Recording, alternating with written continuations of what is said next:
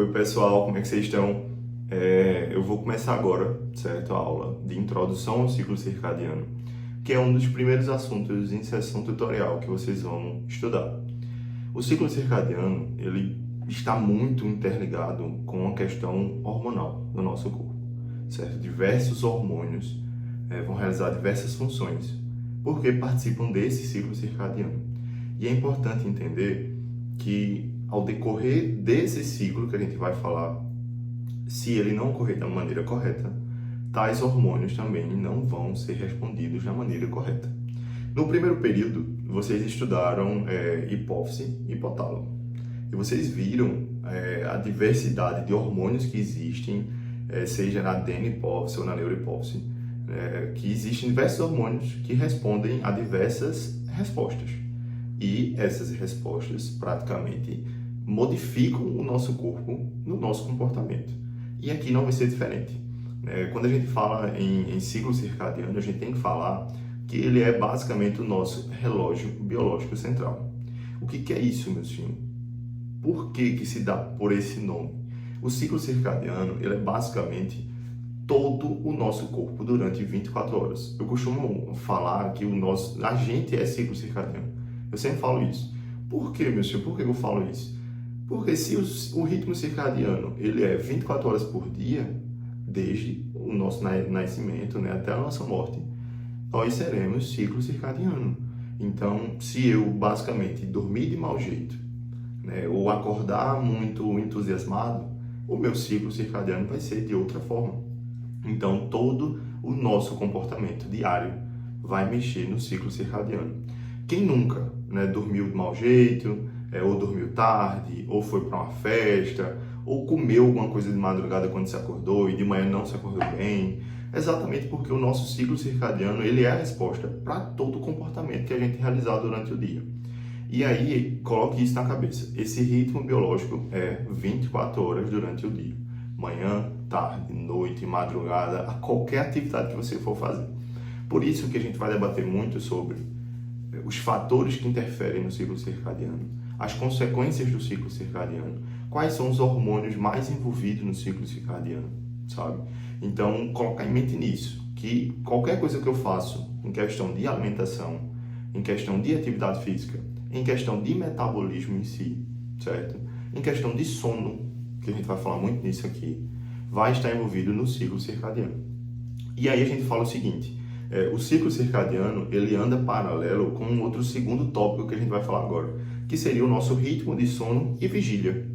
O que é a vigília, meu senhor?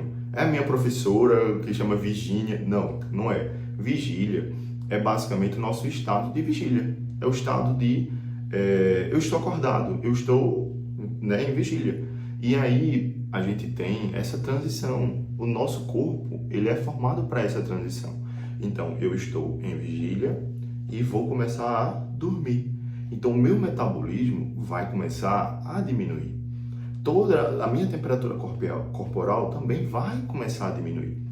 Então, o nosso corpo ele entende que nós estamos constantemente dormindo e acordando. Constantemente eu estou em estado de alerta e constantemente eu também estou em estado de não alerta. Meu corpo ele entra em um sono. E aí, quando a gente for falar em estágios de sono, a gente vai falar sobre sono profundo, sono REM, sono NREM. A gente vai falar disso mais na frente, certo? Mas aqui a gente está falando que o ciclo circadiano, ele anda lado a lado com o nosso ritmo de sono e a vigília. Isso é muito importante, porque isso vai ser cobrado em prova. E isso a gente consegue sentir na pele, porque nós, como estudantes de medicina, a gente consegue desrespeitar muito a nossa qualidade de sono. E hoje em dia se fala muito disso, qualidade de sono está correlacionada à qualidade mental. Então a gente sabe que se a gente não conseguir ter uma quantidade de horas específicas para dormir e para acordar e se tornar ativo durante o dia, a gente não vai conseguir exercer diversas funções. Quantas pessoas foram trabalhar em maquinário, acabaram machucando o braço, alguma coisa assim do tipo, porque não estavam conseguindo entender o que estava fazendo ali, simplesmente porque não teve uma noite boa de sono. E isso acontece com qualquer pessoa. Quantas vezes você foi para uma sala de aula, foi assistir uma conferência mas não dormiu quase nada estudando para tutoria, para o fechamento de tutoria, e tu fica só assim, ó, na sala de conferência. Meu Deus, eu não estou entendendo nada que ele está falando. Não é porque você não quer entender, é porque o seu corpo não está conseguindo estimular os seus neurônios responsáveis para você, ó, ativar o nervo óptico, né, e conseguir fazer com que você tenha atenção. Então não é sua culpa. Basicamente, é o seu corpo que não está conseguindo responder por causa da sua má qualidade de sono. Então o ciclo circadiano, basicamente, ele remete a tudo isso. A qualidade de sono que eu tenho, quantas horas eu dormi, que tipo de luz eu fui exposto quando estava dormindo. Isso influencia muito. A gente vai falar também de luz branca, luz azul, espectro de luz. Isso é muito importante, certo? Então, basicamente tem essa relação. Sempre vai ter, certo? A questão de sono com a questão do meu ritmo, né? Do ritmo circadiano. Então, eu posso chamar ritmo circadiano, eu posso chamar ciclo circadiano, certo? Você pode chamar esses dois nomes.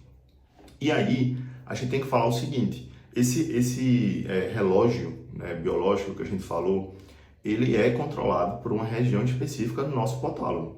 Eu não sei se vocês lembram, mas quando a gente estudou o hipotálamo, a gente viu que o hipotálamo ele tem diversos núcleos, certo? Eu vou colocar uma imagem aqui de hipotálamo para vocês tentarem lembrar um pouquinho, porque o hipotálamo ele tem diversos núcleos.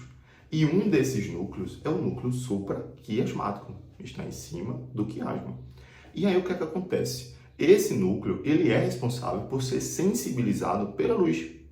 Então, automaticamente, a luz vai sensibilizar os meus olhos, vai sensibilizar um neurônio, e esse neurônio vai chegar até o nosso quiasma, né? o núcleo supraquiasmático, na verdade. E aí, só para vocês terem noção, ele tem mais de 20 mil neurônios conectados, que vai fazer com que esses neurônios ativem o nosso ritmo circadiano, o nosso ritmo biológico, que vai ativar genes, que vai ativar a secreção de hormônios pela própria hipófise ou hipotálamo, ele que vai decidir qual hormônio ele vai ativar. Então entenda, não é toda luz que vai fazer esse estímulo, como também não é em todo horário que eu recebo essa luz que vai fazer com que o meu núcleo supraquiasmático, que é responsável pelo controle do sono e vigília, funcione da maneira correta. E aí vocês vão concordar comigo que entra aquela situação. Ah, mas aí entra, não é todo tipo de luz, não é todo tipo de horário que eu vou receber que vai conseguir fazer com que o meu ciclo circadiano seja sensibilizado, certo? Então, entra todo esse artefato diferente, sabe?